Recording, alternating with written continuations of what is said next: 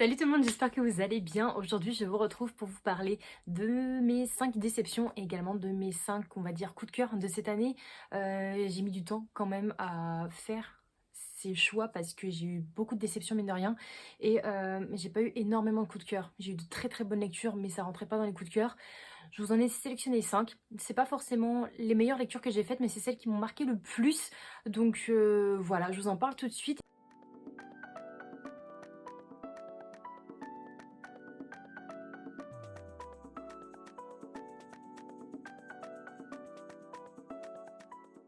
Alors pour le coup, il n'y a pas du tout d'ordre défini dans mes lectures, mais la première, celle qui m'a marqué le plus cette année, c'est le roman Celle qui reste, écrit par Samuel Barbier, édité à la maison d'édition Hugo Roman.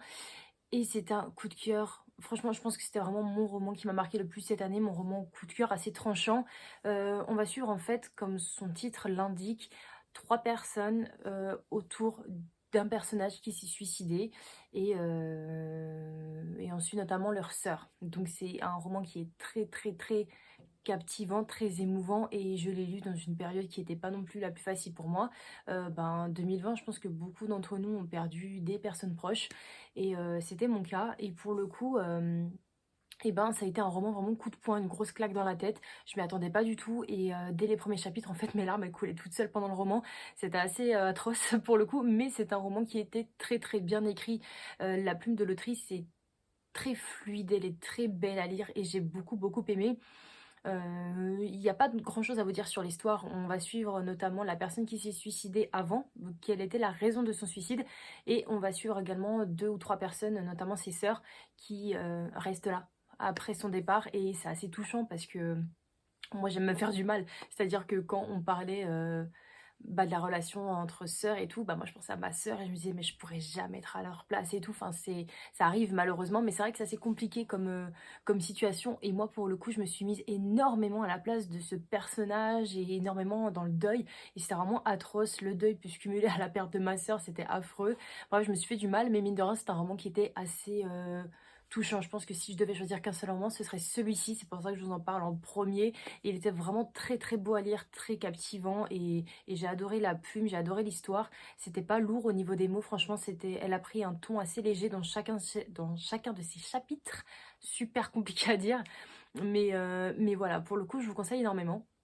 En deuxième, eh bien, j'ai commencé la saga Les Sept Sœurs, comme vous avez pu le voir, et c'était écrit par Lucinda Riley, édité Charleston, mais moi je l'ai lu à la maison d'édition, le livre de poche, et c'était juste magique. Moi j'adore voyager, j'adore les histoires du passé, et là on a un combo parfait dans cette saga qui est juste énorme, et du coup moi je suis contente qu'elle ne se termine pas maintenant.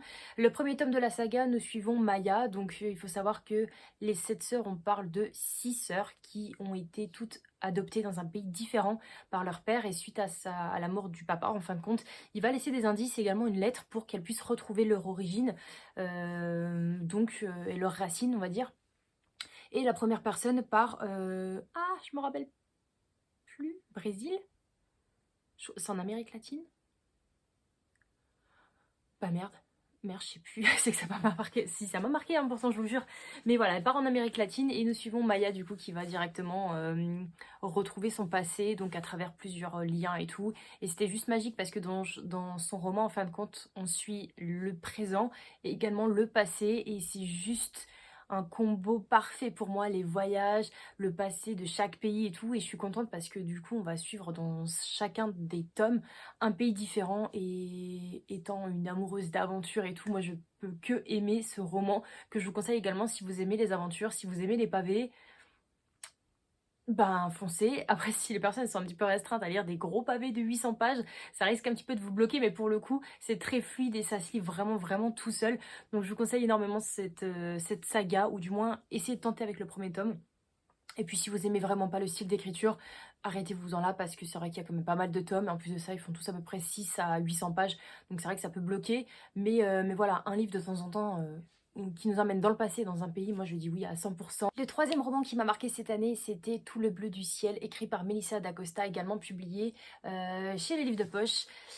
Et un petit peu comme Celle qui reste, c'est un roman assez poignant, assez bouleversant. On suit un jeune qui a 26 ans et qui sait qu'il va mourir. Alors je crois qu'il a une Alzheimer précoce ou je sais plus trop. C'est une maladie qui t'empêchera, quoi qu'il arrive, de grandir et du coup, il sait très bien qu'il est condamné, il est assez jeune, il a 26 ans quand même. Et puis, il va passer un jour une annonce sur internet où il marque recherche compagnon de voyage. Il n'a pas envie de décéder autour de sa famille, il n'a pas envie que sa famille le voit perdre sa mémoire au fur et à mesure. Et donc, il va décider de partir avec une inconnue. Alors je sais plus exactement, bah, je crois qu'il va dans le sud de la France et tout, mais il fait un genre de road trip parce que ça a toujours été son rêve. Il décide de faire un road trip et puis une jeune femme répond à son annonce, donc ils vont partir ensemble et c'est là toute la magie de l'histoire étant donné qu'ils vont apprendre à se connaître. Mais lui, il aura des pertes de mémoire, c'est-à-dire qu'il va se réveiller un jour, il va plus savoir qui il est, il va se demander c'est qui cette personne, et c'est assez bouleversant. Donc c'est un roman qui est super long, hein. Il fait un peu plus de 800 pages, mais c'est un roman qui est marquant. Vraiment, ça m'a blessée en fin de compte de lire ce genre de roman parce que il a à peu près mon âge et je me dis putain, mais comment je réagirais moi à sa place? Est-ce que je partirais faire un road trip pour pouvoir m'éloigner de ma famille, du coup je n'ai pas envie de mourir vers ma famille, ou est-ce que je pars avec une inconnue et un ou une inconnue pour pouvoir vivre le restant de mes jours en fin de compte. Et c'est vrai que c'est une maladie qui est assez rare et c'est une maladie qui t'empêche vraiment de faire tes propres choix pour le coup parce que t'es plus dépendant et je crois que médicalement tu peux pas être ah, je sais plus comment, ben ton tuteur c'est pas toi, je sais pas comment on dit, bref t'es obligé d'avoir un tuteur en fin de compte et là, pour le coup, il décide de partir. Donc, c'est un roman qui est assez bouleversant. Il y aura des flashbacks. On va parler de sa vie d'avant. Mais voilà, dès le départ, on sait très bien que la fin de l'histoire, ça va pas être quelque chose qui va nous faire rigoler en fin de compte. Mais c'est ce qui m'a fait beaucoup réfléchir dans ce roman parce que la personne avec qui il part, et c'est une personne qui est assez philosophique en fin de compte, et c'est une personne qui a été beaucoup touchée par la vie, et on en apprend un peu plus sur elle aussi, pourquoi elle décide de partir aussi avec un inconnu, parce que c'est chelou, surtout pour une femme, on sait très bien que ça peut être un petit peu compliqué, dans le sens où bah, on sait pas sur qui on tombe, et vice-versa d'un côté, mais voilà, ils se sont rencontrés tous les deux, et je trouve que les deux mélanges de personnages étaient très bien faits, et c'est pour ça que je vous recommanderais ce roman en tout cas. On en a peut-être assez des romans où il faut lâcher des larmes. Je vais vous parler un petit peu de ce que j'aime le plus et de ce que j'ai lu le plus cette année. Il s'agit de thrillers et je ne peux pas vous parler des coups de cœur sans vous parler de Lisa Gardner avec son roman La famille parfaite que j'ai totalement adoré. C'était mon premier roman d'elle et j'en ai acheté plein du coup à la suite. Et je me dis que sa plume va être sûrement la même. Donc j'en ai acheté plein pour pouvoir continuer ma collection de Lisa Gardner. Dans Famille Parfaite, nous suivons une famille qui du jour au lendemain disparaît. On sait qu'elle a été kidnappée, mais ils vivent dans une maison qui est tout à fait tranquille, dans un quartier qui est assez riche, avec plein de caméras. Leur maison, elle est surveillée au carré, il y a des caméras partout, il y a des systèmes d'alarme, c'est-à-dire que tu peux pas y pénétrer sans connaître le code. Donc la police va se poser énormément de questions et elles vont essayer de déterrer peut-être des secrets de famille qui n'ont pas été révélés et qui, du coup, au niveau de la famille, pourraient avoir un lien avec leur disparition ou pas. Donc voilà, là, il y a juste une fille, donc leur fille et les deux adultes qui ont disparu du jour au lendemain. Et ce qui est génial dans ce livre, c'est qu'on va suivre le point de vue de la femme qui s'est fait kidnapper, le point de vue du coup des kidnappeurs et également le point de vue des policiers. Donc on suit un petit peu, enfin on suit beaucoup même l'avancement des kidnappeurs, où c'est qu'ils les emmènent et tout. On va suivre la femme qui commence un petit peu à se poser des questions en disant mais putain mais qu'est-ce qu'on fait là et tout, c'est pas possible. Ils ne veulent pas d'argent, ils veulent rien, mais on se fait kidnapper quand même. Donc est-ce que c'est un problème avec le père qui a sa société, donc qui est assez richissime. Donc on sait pas, c'est une histoire qui est très bien écrite. Moi j'ai adoré parce qu'il y avait vraiment de l'action, du début à la fin. Et les points de vue, c'est quelque chose qui, moi, m'aide à continuer un livre, notamment avec le changement de personnage, et c'est assez dynamique en fin de compte. Donc si j'ai un conseil à vous donner, c'est de commencer du Lisa Gardner. Et si vous avez commencé à lire du Lisa Gardner, ben, n'hésitez pas à me dire lequel, et si vous avez kiffé, tout simplement. J'ai pas plus à vous dire dessus, juste que je suis contente d'avoir lu encore plus de thrillers cette année, parce que je m'aperçois que c'est un style d'écriture, un genre littéraire que j'aime beaucoup. Voilà. Et du coup, ça fait partie de mes coups de cœur de cette année. Et puis je termine du coup les 5 coups de cœur avec Bernard Werber et son roman Depuis l'au-delà, que j'ai surkiffé, vraiment. Même si la fin ne m'a pas vraiment chamboulée. Le dénouement de l'histoire était juste topissime, donc j'ai adoré. Pour vous expliquer un petit peu l'histoire, c'est un écrivain, je crois, qui meurt. Oui, voilà, il est mort, excuse-moi. En fait, c'est un écrivain qui vient de se faire assassiner et lui ne s'aperçoit pas qu'il est encore mort. Il va vivre sa vie normalement et tout, enfin, sa vie. dans une matinée, il va faire sa petite matinée tranquille et il va rencontrer une personne qui lui dit: «Mais en fait, tu mort, si je te vois, c'est que tu es mort et tout». Il va pas s'en rendre compte spécialement et au fur et à mesure qu'il parle avec la femme, il va se rendre compte que, bien évidemment, il se voit pas dans le miroir, ce genre de choses qui lui prouve par A plus B que la personne est bien décédée. Il ne va pas comprendre pourquoi et comment, vu qu'il s'est endormi tranquillement chez lui, la veille et qu'il se réveille le matin, il a fait sa petite vie et tout sans s'apercevoir de quoi que ce soit. Et puis avec cette femme, du coup, il va tout simplement décider, de mener l'enquête pour savoir qui l'a tué ou bien est-ce qu'il est mort d'une mort, «normale» entre guillemets, enfin plus naturelle. Voilà, ils vont mener l'enquête et puis tous les 2 vont, faire un petit, couple entre guillemets d'enquêteurs, par-ci par-là, ils vont s'aider. Lui, il va l'aider depuis l'au-delà et puis voilà, l'histoire est assez originale étant donné que la personne du coup, mène son enquête en étant mort, sur son meurtrier, donc c'était assez original et il y a énormément d'hypothèses, hein, dans ce roman. C'est pas un roman qui est assez réaliste. On parle beaucoup de science-fiction mine de rien et puis c'est un roman où il faut vraiment avoir, une ouverture d'esprit pour pouvoir le comprendre et pour pouvoir comprendre l'auteur et où il veut en venir. Moi, j'ai trouvé que la fin était super bien écrite, mine de rien, mais j'aurais préféré une fin un petit peu plus rationnelle, on va dire. Mais c'est le seul petit «bémol» entre guillemets, mais je pense que je lirai d'autres Bernard Werber, surtout que j'ai, plein de romans de lui encore dans ma bibliothèque, donc ça, c'est sûr, je vais en déterrer encore quelques-uns. On passe aux choses qui fâchent avec mon premier roman que j'ai totalement détesté de cette année. Il s'agit de J'envie ceux qui sont dans ton cœur de Marie Desplechin. Et, euh, et nous suivons dans ce roman un jeune garçon qui est de corvée dans l'hôtel de ses parents. Donc il va être à la réception, je crois que c'est en plein été, donc c'est ses vacances scolaires. Il va faire la réception, il va se faire cric atrocement tous les jours. Et puis un beau jour, une jeune adolescente arrive dans la ville avec son papa et il va faire sa connaissance. Donc c'est vraiment l'opposé. Là, nous avons un jeune homme à la réception qui est assez timide, assez réservé et la fille elle arrive en mode pile électrique avec des habits totalement excentriques et tout, donc c'est vraiment l'opposé et puis il va flasher sur elle et bah, on les suit tout un été, donc c'est-à-dire qu'il y aura vraiment, ben, on va suivre leur relation tout simplement et voilà, bah, ça c'est le speech de l'histoire, il y a rien de plus à dire, c'est vraiment 2 adolescents qui apprennent à se connaître tout le long d'un été, voire plus étant donné qu'elle emménage définitivement avec son papa. Et moi j'ai trouvé que l'histoire était, très, très fade, très, très plate. Les personnages, je les ai détestés de A à Z, je n'ai aimé aucun personnage de ce roman. Je sais pas comment elle a fait pour écrire des personnages aussi agaçants. L'adolescent, il a flashé sur la gamine, mais enfin, sur la gamine, ça fait un petit peu pédophile dit comme ça, mais bref, ils ont le même âge, hein. Mais il a flashé sur elle alors qu'ils se sont parlé même pas 2 secondes. Il est très possessif sur elle, il lui fait la tête dès qu'elle répond pas trop à ses «avances» entre guillemets, mais c'est plus en mode: «Ben, viens, on sort, on va là et tout ensemble et tout». Et elle est très dynamique, mais elle est très franche, elle est très droite. Si elle a pas envie de faire un truc, elle le fait pas et ça lui déplaît énormément. Et elle, mine de rien, bah, dans sa façon de faire et ben, je la trouve aussi, très chiante en fait, très agaçante et j'ai pas accroché au personnage et pour moi c'était une corvée de terminer ces 300 pages. C'était vraiment horrible et voilà, il y a pas de fond dans l'histoire mine de rien et j'ai trouvé ça vraiment, vraiment plat donc ça m'a pas donné vraiment une envie folle de connaître un peu plus, l'autrice. Regardez c'est qui était dans mon linge? Lui, il a pas l'impression d'avoir 3 paniers, 3 lits, 3 canapés, non? Il est obligé d'aller dans mes draps. Bref, on arrive à la deuxième déception de cette année. Je vais reprendre ma petite feuille. Ah oui, moi Simon, 16 ans, Homo sapiens, écrit par Becky Albertalli. Alors, je l'ai mis dans Déception parce que je l'ai vu en film il y a 2 3 ans et j'ai adoré ce livre. Oh, ce film qui était pour moi un vrai coup de cœur. Tout était parfait, tout était top et j'ai décidé de le lire en livre et là, grosse, grosse déception. Pour ceux qui ne connaissent pas, eh bien c'est un adolescent qui décide de faire son coming out à l'école et voilà. Ça c'est le gros speech de l'histoire. Mais mine de rien, dans le livre, bah, je vous cache pas qu'on a absolument rien au niveau des émotions et des sentiments.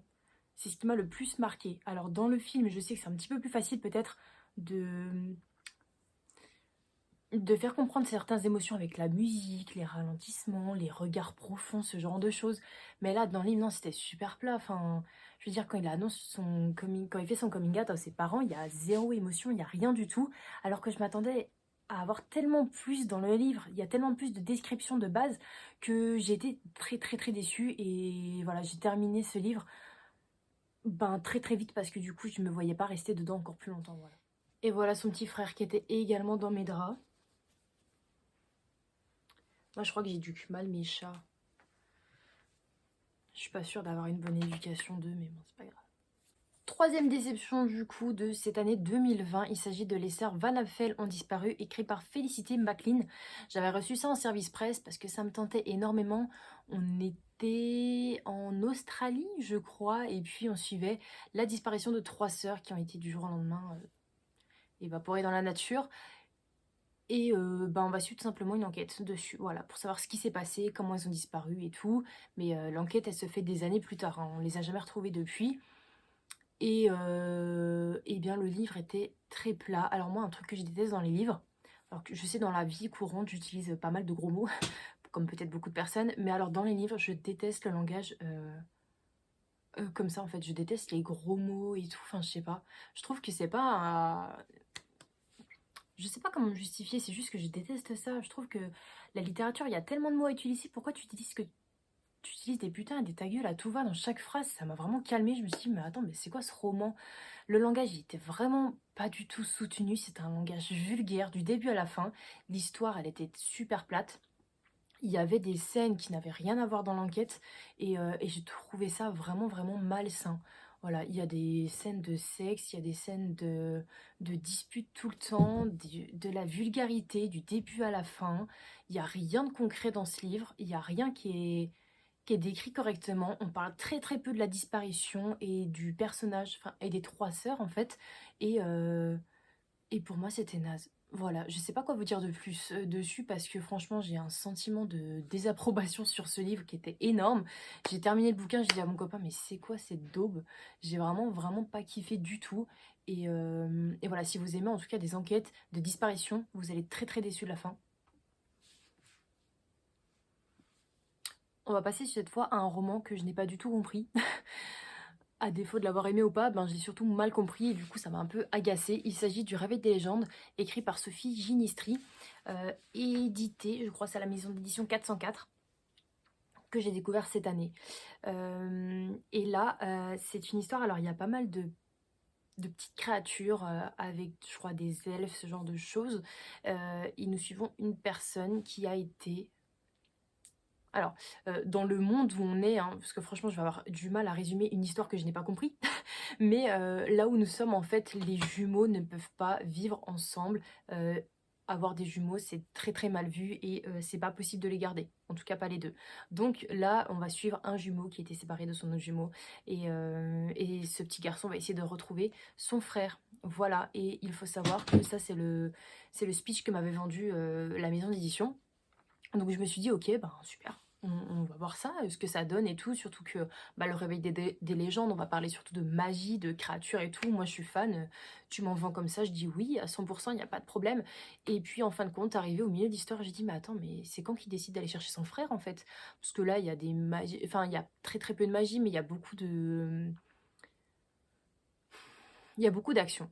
Ça c'est sûr, il y en a beaucoup. Il y en a peut-être un peu trop. Ça m'a énormément perdu. J'ai pas compris le but des actions. Il y avait pas franchement de but à cette histoire, ou alors je suis passée vraiment à côté du livre. Mais pour moi, c'était pas un roman qui était assez clair. Et ça m'a empêché de l'apprécier pleinement. J'aurais aimé qu'il y ait un petit peu plus de d'action réfléchie parce que là on nous balançait un combat par-ci par-là et tout, mais on savait pas pourquoi ils se combattaient. On savait pas quel était le but de chaque chapitre et ça m'a un petit peu froissé dessus. C'est pour ça que je l'ai pas mis dans mes meilleures lectures, quoi. Et puis on arrive du coup à ma dernière déception de cette année. Il s'agit du Voyage de Ludwig, écrit par Julien Joanneau. Je ne sais pas si vous en avez entendu parler ou pas, mais nous sommes, je crois, à la Seconde Guerre mondiale. Et puis c'est le chien d'une personne qui a été déporté, voilà, qu'on va suivre. Et là, nous sommes vraiment dans la tête du chien. Personnage principal égale Ludwig. Ludwig, je sais pas comment ça se prononce. Et puis ça m'a agacée. Je pensais que ça allait être original comme histoire à lire, et puis non, ça m'a saoulée.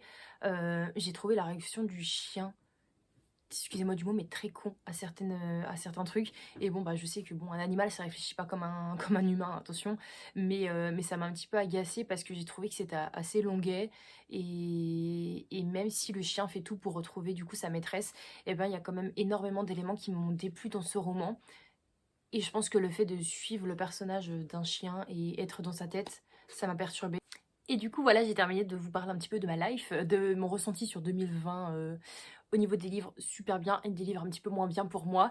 N'hésitez pas du coup à me dire en commentaire quels ont été vos coups de cœur ou même vos déceptions de cette année. J'espère que 2021, j'aurai un petit peu plus de vraies bonnes lectures et un petit peu moins de déceptions pour pouvoir clôturer l'année parce que c'est vrai que cette année, j'en ai eu de très très mauvaises. Enfin, j'ai eu une mauvaise expérience au niveau des livres.